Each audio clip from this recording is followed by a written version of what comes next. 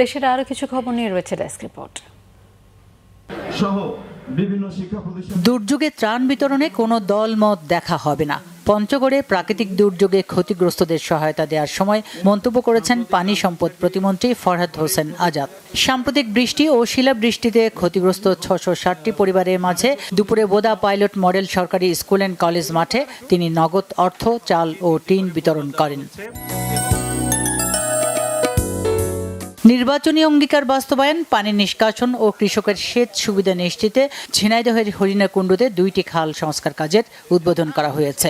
সকালে উপজেলার ভায়না গ্রামের জটার খাল সংস্কার কাজের উদ্বোধন করেন জেলা পরিষদের প্রশাসক অ্যাডভোকেট এম.এ. মজিদ। দুর্যোগ ব্যবস্থাপনা ও ত্রাণ মন্ত্রণালয়ের ইজিপিপি কর্মসূচির আওতায় 6.24 কিলোমিটার খাল দুটির সংস্কারে ব্যয় ধরা হয়েছে 1,62,00,000 টাকা।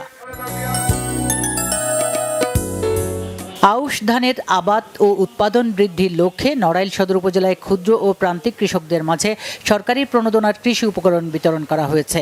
উপজেলা পরিষদ অডিটোরিয়ামে উপজেলা কৃষি সম্প্রসারণ অধিদপ্তরের আয়োজনে অনুষ্ঠানে প্রধান অতিথি ছিলেন নড়াইল 2 আসনের সংসদ সদস্য মোহাম্মদ আতাউর রহমান বাচ্চু।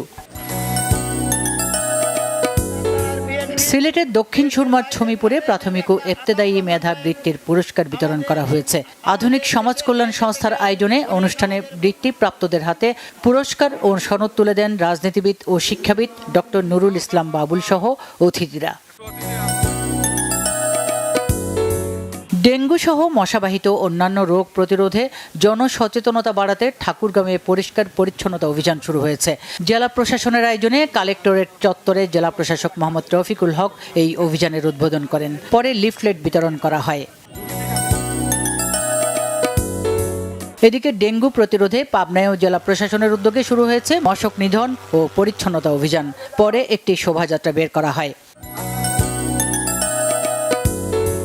সাতক্ষীরায় ৪৭তম বিজ্ঞান ও প্রযুক্তি সপ্তাহ উদযাপন, বিজ্ঞান মেলা এবং 10ম বিজ্ঞান অলিম্পিয়াড ও কুইজ প্রতিযোগিতার উদ্বোধন হয়েছে। সদর উপজেলা প্রশাসনের আয়োজনে শহরের প্রাণনাথ মাধ্যমিক স্কুলের হলরুমে মেলার উদ্বোধন করেন সাতক্ষীরা সদর উপজেলা নির্বাহী অফিসার অর্ণব দত্ত।